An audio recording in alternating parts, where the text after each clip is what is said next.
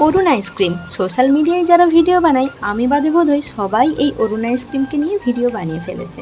তো তাই তো কাল সন্ধ্যের সময় আমি আর আমার রুমমেট চলে গিয়েছিলাম এই অরুণ আইসক্রিম ট্রাই করবো বলে। সত্যি কথা বলতে চোখের সামনে এত কিউট আইসক্রিমগুলো দেখে আমরা দুজনেই কনফিউজ ছিলাম যে কোনটা ট্রাই করবো। তো ফার্স্টেই নিয়েছিলাম এই মিনি ডোনাট আইসক্রিমটা, দেন লিটিল লাভ, আর তো ফার্স্টে ট্রাই করেছিলাম এই ডোনাট আইসক্রিমটা, যেটার দাম নিয়েছিল 10 টাকা আর বাকি দুটোর দাম নিয়েছিল 30 টাকা করে।